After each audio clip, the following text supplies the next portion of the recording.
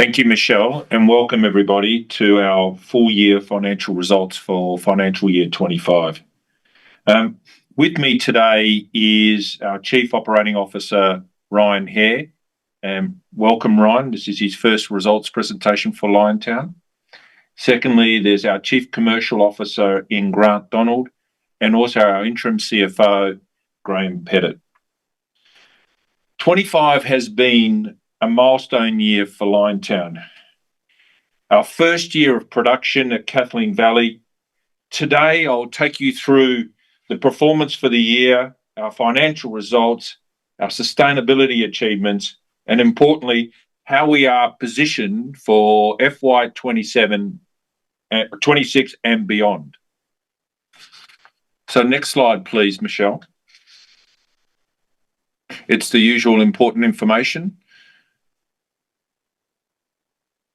Okay, so just a quick summary of where we stand at the moment. FY25 has been a year of delivery. We've successfully constructed, commissioned, and transitioned Kathleen Valley into production.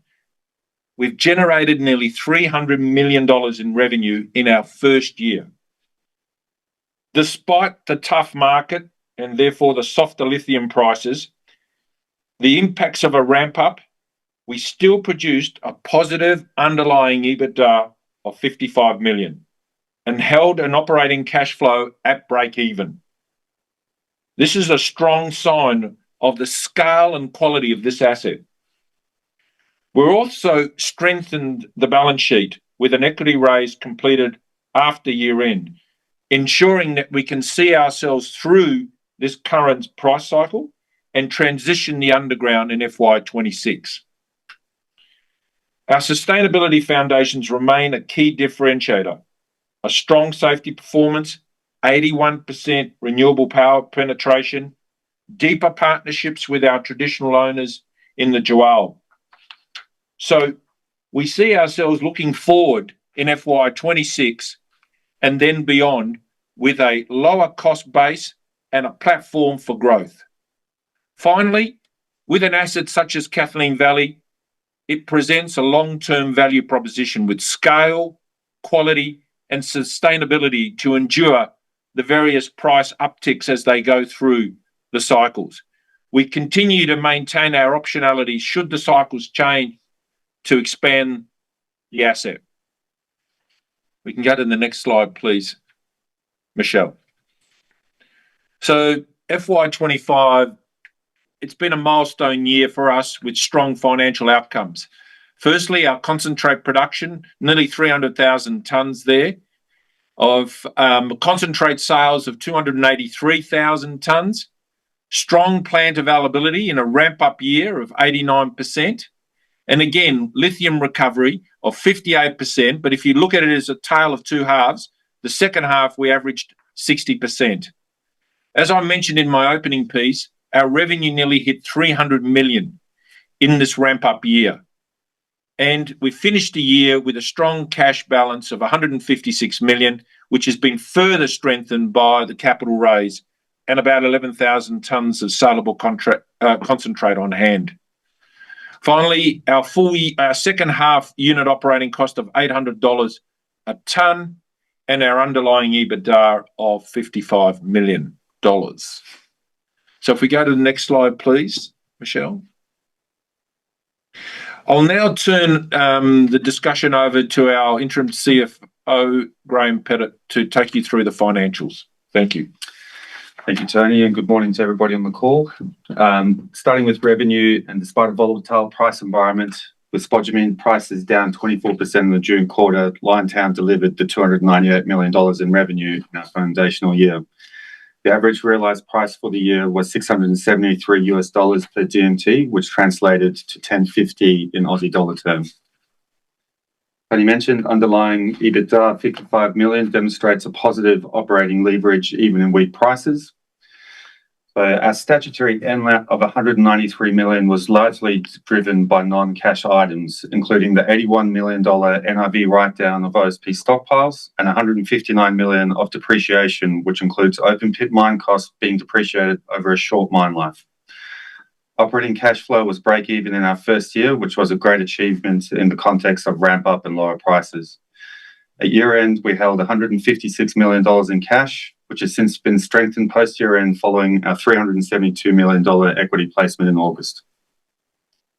Next slide, please.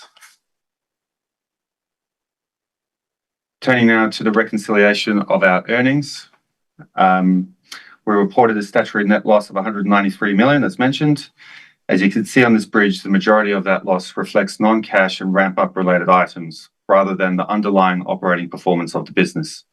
Touching on some key items. Firstly, NRV. As flagged in the June quarter, where we provided a range of 75 to 85 million, the write-down came in at 81 million. As a reminder, this is a non-cash accounting adjustment and mainly related to OSP ore that is associated with the open pit mine, which is scheduled to end in December this year. Depreciation of 159 million, which was the depreciation of open pit mine assets over the short open pit life, as well as half a year of depreciation of the processing plant and related assets. The depreciation of underground related assets is expected to commence during the third quarter of this year. On that basis, for FY26, we'd expect depreciation to remain at similar levels before moderating in FY27 and beyond. Just a quick point to note on income tax. We expect to commence the recognition of deferred taxes during FY26, with the commencement likely linked to the declaration of commercial production at the underground mine. Underlying EBITDA of 55 million reconciles to $1 million positive cash flow from operating activities, and the key adjustments are related to working capital movements. Next slide, please. Turning now to cash flow.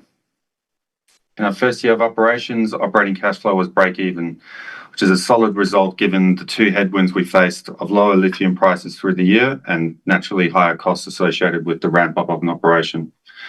On financing, we received strong support from our partners with $250 million convertible notes from LG Energy Solution and $15 million from the WA government's lithium industry support program. These inflows supported liquidity through our ramp up.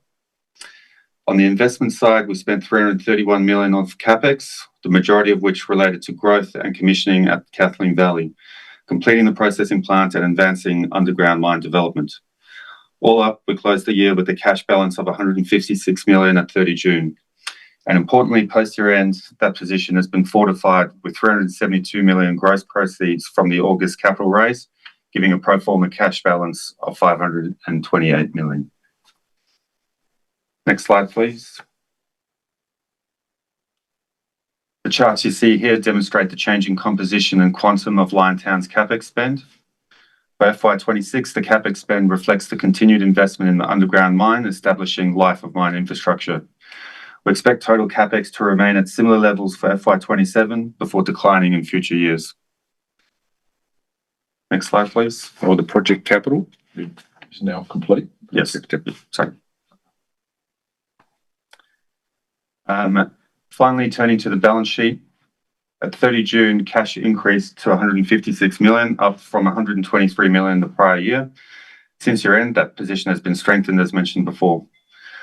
Property, plant and equipment rose by 142 million, reflecting the completion and commissioning of the Kathleen Valley processing plant and the continued investment in the underground mine.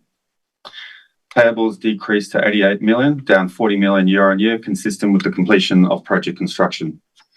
Borrowings increased to 831 million, which included the fully drawn Ford facility and the US 250 million LG convertible notes. The convertible notes are classified as a current liability because LG may elect to convert the debt into equity in the company at their option. The only time a cash payment can occur is at the maturity of the notes in July 2029. Next slide, please. I'll quickly step through our debt position. So we've deliberately structured our funding to be low cost, covenant light and flexible with strong support from our offtake partners. On the left, you can see gross debt position over the past 3 years with the increase in FY25 driven by the US 250 LG convertible notes. On the right, the maturity profile shows these facilities are spread out. The chart highlights the maturity timing of the LG convertible notes. In the event that the notes are not converted into equity, Liontown would need to repay or refinance the notes in July 2029. The gearing ratio at 30 June, being total debt over total debt plus equity, was 59%. The gearing ratio reduces to 47% on a pro forma basis if we consider the impact of the August capital raising. I'll now hand back over to Tony. Thank you, Graham. So if we go to the next slide, please, Michelle. I think this is a reinstatement of our prior release around our capital allocation. As a business, we're very early in our maturity, but we're very strong in ensuring that we set the right foundations for how we manage our capital. And clearly, our most recent capital raise will be something we consider in the context of our capital allocation framework. So we're very alive to the requirements and making sure that the capital that we obtain is spent wisely and to the best value for our shareholders. So if we go to the next one, please. I'll now hand over to Ryan Hare. Thanks, Tony. Good morning, everyone. So our updated resources and reserve statements show the strength of the Kathleen Valley ore body. Despite this depletion and the use of more current assumptions, reserves have increased slightly while resources remain broadly stable. Notably, the first 5 years of the ore reserve align with the updated 5-year mine plan released in November 2024. Also worth noting is that the mining scheduled in FY26 is predominantly in measured resource and proven ore reserve. So we can go to the next slide, please, Michelle. So talking around sustainability, first and foremost, safety remains our top priority. We closed FY25 with a TRIFR of 7.39, which is an improvement on last year, but still an area we know we need to do more work on. Our focus is on continuing to strengthen our safety systems and reinforcing our safety culture, with the goal of driving this rate down further. On sustainability, we've embedded ESG into the heart of our operations. During the year, we advanced our long-term water stewardship strategy, commenced electrification pilots across our fleet, and maintained strict environmental compliance. Importantly, with 81% renewable energy penetration, we are setting a benchmark for decarbonised mining. This achievement was recognised externally, with Liontown awarded Excellence in Renewable Energy and Mining at the 2025 Decarbonised Mine Awards. So when we talk about highlights, it's not just about tonnes and dollars, it's also about delivering safe, sustainable operations that underpin long-term value for all stakeholders. Thanks, Michelle. Next slide.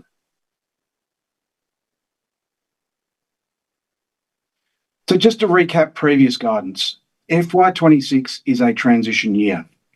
The open pit finishes up in December and we move to 100% underground mining operation. The key thing I want to reiterate from the FY26 guidance is our strategy in this current quarter. During the quarter, we have executed scheduled shutdowns of both the dry and wet plants, which facilitated several process improvement projects. At the same time, we continued to process directly from lower grade OSP stockpiles in addition to the open pit and underground ore. That means the current September quarter is planned to have lower production, lower recoveries and higher cash outflow, all of which has been captured in our FY26 guidance. If we go to the next slide. This chart tells the same story visually. In the first half, the blend is predominantly lower grade OSP and open pit ore. By the end of Q2, open pit mining is complete.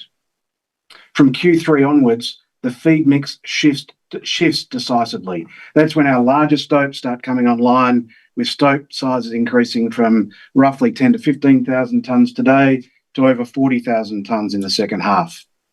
Ongoing mine development and access to the thicker ore zones underpins the run rate lift from 1 million tonnes per annum to 1.5 by the June quarter. Notably, as we transition to predominantly underground ore, we continue to target 70% lithium recovery in the plant. So half one is about managing through the stockpiles, scheduled shutdowns, and completing the open pit.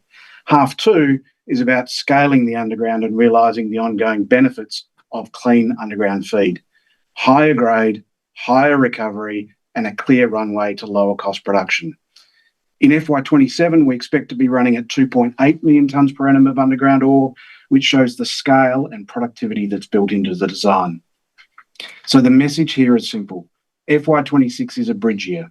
We're absorbing the transition in the first half, delivering the step up in the second half, and setting the foundation for long-term lower cost production from FY27. Thank you, Ryan. We'll now move over to the market outlook, and Grant Donald will run us through that. Thanks, Tony. I think fundamentally we come back to the demand of lithium being a very strong environment. We've seen continued growth on the EV side. You see, compared to last year, we've seen an increase of about 2.7 million EVs sold. That strong growth is coming across not just China, but we're starting to see very good growth coming out of Europe and the rest of the world, which is growing at a rate which is catching North America in relevance. And look, I think this sets the scene for continued growth. Importantly, the second factor that has been a very robust driver of growth outside of the EV space has been battery energy storage. As we see more grid scale systems coming in for renewables, such as Kathleen Valley's own renewable site, there is significant demand coming from batteries to effectively move some of that renewable electricity into periods it can be more fully utilised. That is going to be an increasingly significant driver of lithium demand growth. And what the chart in the middle shows here, that out of every 4 units of growth from here, 1 in every 4 will be for stationary storage, which is material. The energy storage systems grew 54% so far year on year this year. If we move to the next slide. Thanks. This is really trying to emphasize that it's been a bit of a roller coaster this year on pricing for lithium. And I would argue that this has been possible because the market's actually quite finely balanced. If you look at lithium inventories, particularly lithium carbonate, which is what people track, in number of days, we've really traded in a range-bound area for the entirety of this year, between 40 and 45 days of inventories on hand. As the market grows, clearly those inventories on a number of days declines, and we've actually just started to see, again, in line with past seasonal seasonality, we've seen those inventories drop below that range-bound area and below 40 days. That demonstrates, I think, to me that lithium is quite finely balanced, and that means that it's very open to sentiment and speculative activity changing the pricing quite dramatically, and we've seen that in particularly the last few months, as various rumours and headlines have heavily influenced the pricing. So as we sit here today and look forward, I think we're relatively encouraged by the data that we see. We see strong demand, both from EVs and from stationary storage.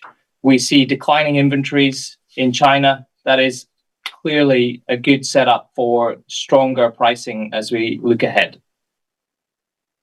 Tony. Thank you, Grant. So if we go to our final slide, Michelle, just to wrap things up. Again, FY25, to summarise, is been about delivering today, but unlocking the full potential of Kathleen Valley into the future. Again, 25 was about delivery, successfully constructing, commissioning and transitioning Kathleen Valley into production. We had strong underlying EBITDA of 55 million. We've had a balance sheet which we've improved as a result of the capital raise, so we got ourselves in a very strong position to see through this cycle and build on this platform. And then finally, we're about long-term value.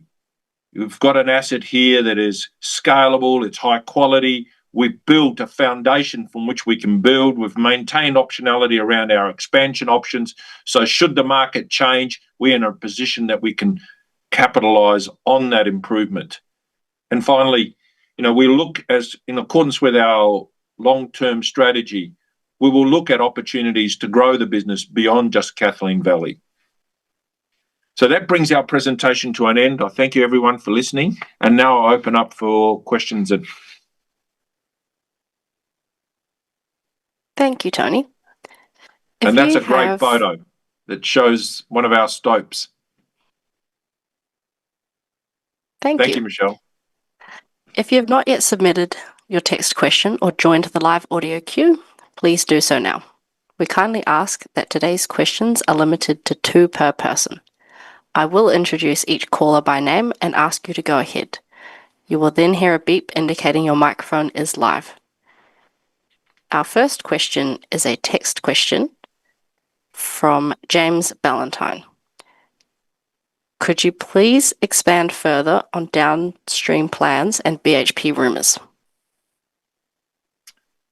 Okay, let's deal with the downstream first. As the listeners may be aware, we have 2 strong partnerships with both Sumitomo and LG Energy Solutions around looking at our downstream strategy. At the moment, we are progressing those partnerships by looking at various options around where we could potentially locate a refinery, but more importantly, the economics of refining. And we're closely monitoring that given the current market. In terms of rumours, I'd rather not speculate on rumours, so I'll leave it at that. Our next question is a text question from Conrad Porter, who asks, how does LTR see sodium battery technology growth impacting on demand? Thank you. Look, sodium-ion batteries, we do not believe will be a significant player in the mobility thematic, primarily on 3 fronts. Firstly, the economics suggest that at the moment you have lithium that is very, very competitive. Secondly, we do not believe they've got the performance that's required. They do have an advantage in colder climates, and they might have an advantage in smaller mobility, things like scooters and maybe motorcycles. But in the big end, I don't think they'll play a part. And the final piece is, if you believe in the circular economy, they don't recycle well. So on that basis, it's only CATL that actually are pushing sodium-ion batteries. And when I look at CATL's future forecasts around the battery mix that they are planning to make, they don't feature prominently in their mix.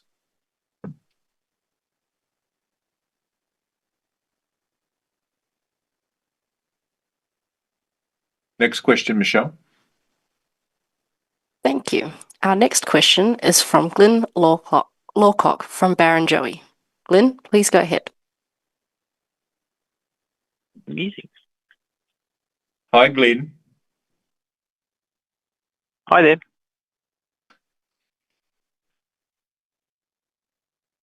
Hello? You're uncharacteristic. We're here, Glyn. We're here. You're uncharacteristically sheepish. So, you there?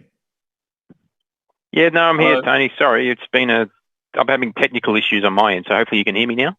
Yeah, loud and clear. Yep, sorry about that. I had to dial in, so apologies. So, Tony, I had a couple of quick questions if I could.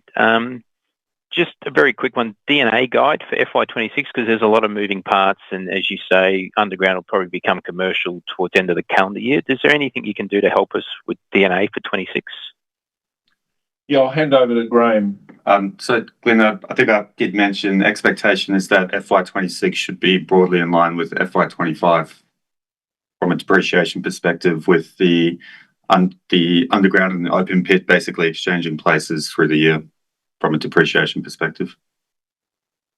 And does it step up then in 27, or should that then be a reasonable guide for we medium expect term? it to moderate thereafter. So 25 and 26 will be higher than the long-term rate. Which is driven principally, Yep. sorry, And Graham, then- principally by the fact that open pit has a short life and has to be depreciated quickly. Yep. Okay, thanks. And then you've given guidance for 26 in terms of sustaining capex of, I think it's 45 to 55. When the underground is fully developed and running towards the end of this year, so what do we think underground mine development's going to run at, to keep going? And I assume as you get deeper and the ore body gets wider, that might come down over time. But any sense of what underground mine development's going to run at per annum? So again, I think I mentioned that sort of 26 and 27 has, the establishment of quite a bit of life of mine infrastructure for the underground mine. So we expect 26, 27 to be slightly higher, and then, a run rate from 28 onwards, somewhere in the order of 50 to 70 million. Thank you. Okay. Well, thank you, Michelle, for moderating, and thank you, listeners, and for the questions.